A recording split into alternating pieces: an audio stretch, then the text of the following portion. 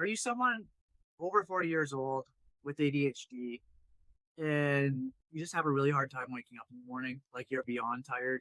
It's not just your head, it's your body, you're sore. You feel like you can't move, you can't do anything. And I'll tell you though, there's a really good chance that there's not something seriously wrong with you. There's a really good chance that it's the ADHD. And it took me a long time to figure this out. I thought I had something really wrong with me for a long time. And I didn't even realize that I was in what they call functional freeze. So, functional freeze is something that happens with your nervous system. And sorry, I saw some. Functional freeze is something that happens with your nervous system where it's a response to chronic stress and overwhelm. It's just overloaded. So your brain's telling you to get up, but you just won't move. And your body thinks it's in danger, so it's shutting down. It's trying to recuperate. It's trying to recharge. It's saying, "Hey, you got to stop."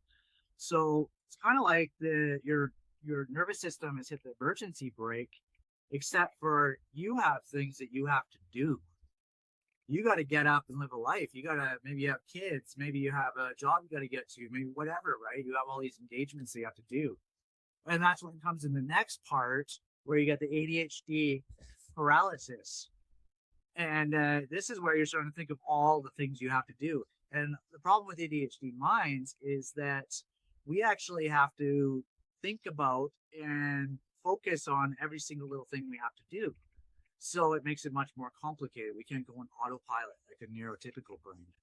And so that takes a ton of energy, and our brain knows it. So we sit there thinking about it while we're in bed. And then what do we do with that? We go onto our phone and we doom scroll, which depletes any of the energy we might have been gaining. So the next part is the science of it is that you go into we have a dopamine deficit. We don't have as much we have a lower transmission of dopamine and norepinephrine, and we often wake up with like a low battery. So we're kind of just have a rough start already. We don't have that natural store of dopamine and norepinephrine, and the problem is then we start pushing ourselves through with this emergency brake on. And think about the amount of energy that uses. So there's a solution. It's you got to stop trying to be productive immediately. Aim for safety first. We got to ease into this. The first thing, hack number one, is hydration.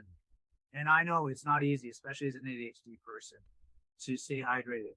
But keep a glass of water by your bed, put a sprinkle of salt in there, sea salt, it'll help with hydration.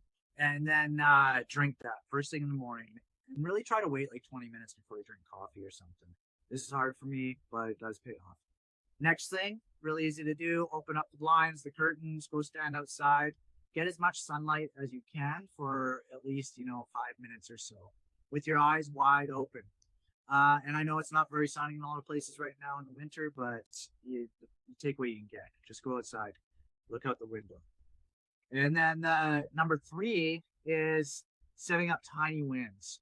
So maybe you can't do everything all at once or all this stuff that you think you can do or not do, but just wipe the counter down, do a little spot, maybe pull a loaf of bread out, grab the cheese or whatever. Just little things at a time.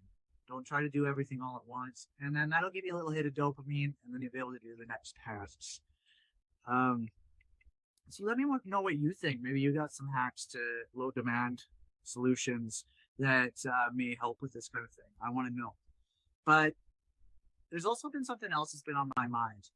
I've been researching a lot into the crossover of ADHD and autism, and it's becoming more and more common these days. The only problem is it's really hard to get a diagnosis for it. Now, I have a child, a teenager that has both. And as I've been researching, I've learned that, I have a lot of crossover symptoms as well.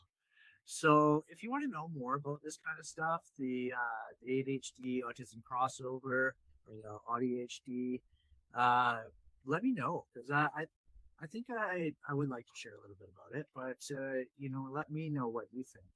And check out my website in my channel bio. I'll put it in the description as well. I've also got a new school community for men over 40, and it's going to be free right now for the first 10 or 20 members who I hope will help me build.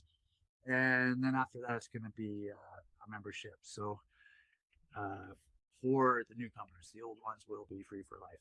So please check that out or join that if you like. Have a great day, and hopefully some of this